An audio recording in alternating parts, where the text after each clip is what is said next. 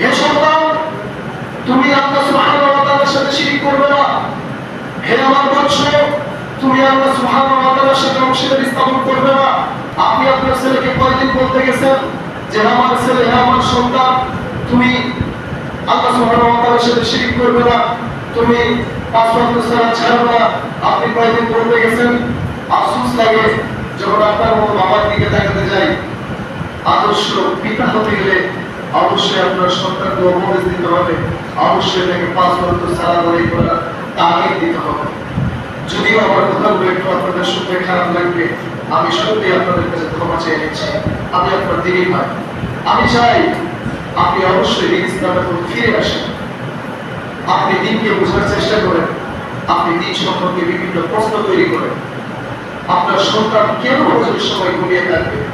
আপনি কেন ফজরের সময় ঘুমিয়ে থাকবেন? বাড়ির পাশে এত সুন্দর একটা মসজিদ, এই মসজিদ আল্লাহ সুবহানাহু ওয়া তাআলার কাছে কাউকে সাক্ষী দেবে যে আল্লাহ, বাড়ির পাশে তোমার সেই বাবার বাসা, তারপর সে মসজিদে আসে, তারপর সে মসজিদে আসেনি, আপনাকে এই মসজিদ আপনার নামে সুপারিশ করবে।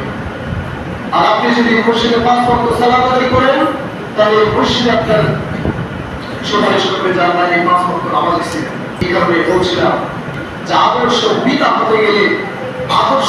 হতে গেলে অবশ্যই সন্তানকে তাগিদ দিতে হবে যে হে আমার সন্তান, তুমি কখনো আল্লাহ সুবহানাহু ওয়া তাআলার সাথে শিরক করবে না। হে আমার সন্তান, তুমি কখনো পাঁচ ওয়াক্ত সালাত ছাড়বে না।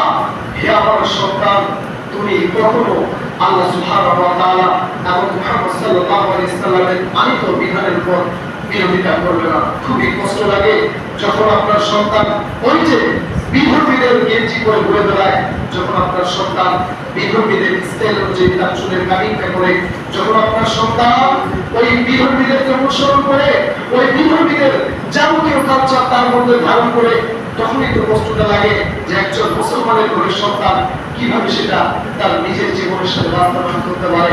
অথচ ইসলাম এত সুন্দর, Islam is the complete good of life, এত সুন্দর একটা জীবন ব্যবস্থা, এত সুন্দর একটা জীবন ব্যবস্থাকে ছেড়ে দিয়ে সে কেন বিধর্মীদের জীবন ব্যবস্থাকে নিজের জীবনের সাথে আঁকড়ে তোলে? এই কারণে আমাদেরকে চেষ্টা করতে হবে আমাদের সন্তানদেরকে সর্বোচ্চ তাগিদ দেওয়া যে আমার সন্তান, তুমি কখনো আল্লাহ সুবহানাহু ওয়া তাআলার সাথে শিরক করবে না।